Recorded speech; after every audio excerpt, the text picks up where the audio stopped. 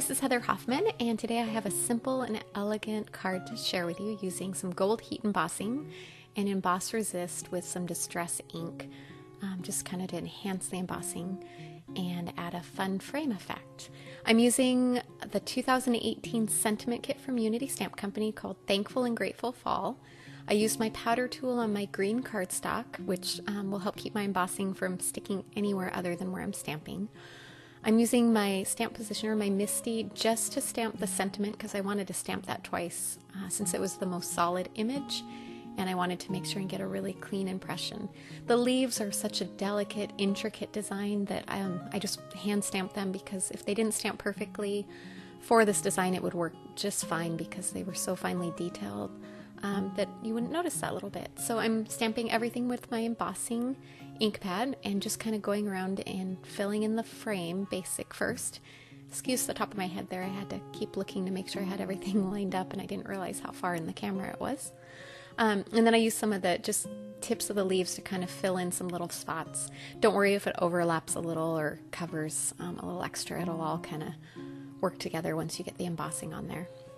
Now I'm using some gold embossing powder and just covering the sentiment and all the images around the outside that I've built my frame with.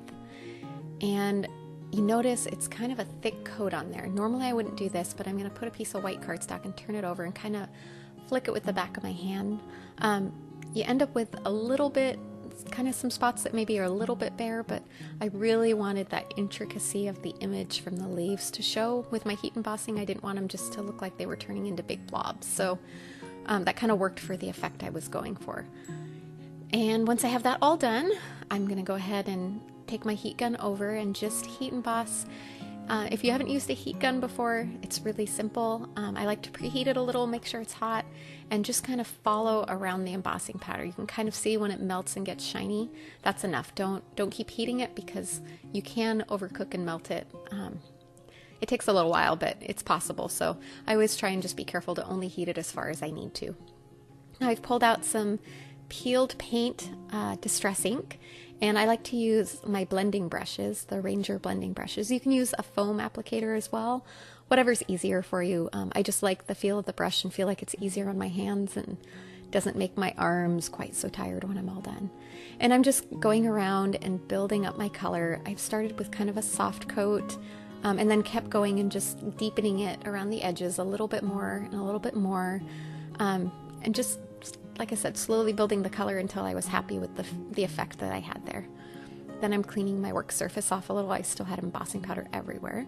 And I'm using a damp cloth there, just, again, excuse the top of my head. I'm just carefully wiping off the little bit of ink that's stuck on top of the embossed leaves. Use a light touch because if the cloth is damp, it can smear that ink blending that you have under there as well.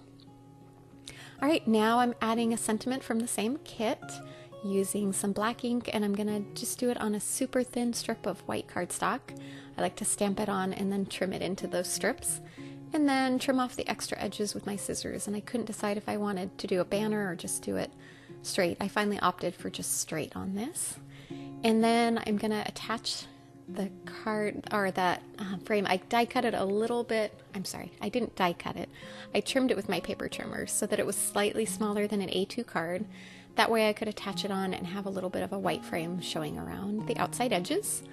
And then I'm going to attach that sentiment. I almost did foam adhesive and I decided I wanted to keep this one layer and easy to mail, so I just adhered that sentiment directly onto the card base. And then I have some Nuvo jewel drops that I'm just going to add a few little drops just for accent, kind of around the outside of the frame, just a little bit of detail. I like the jewel drops because they dry translucent, so you can see the hint of color, but you can still see through, and they kind of look like just little dewdrops maybe on the image. And as soon as that's done, that card is finished. I'm going to set it aside to dry, and you have a simple, easy to mail card. Thanks so much for coming by today. Have a wonderful day.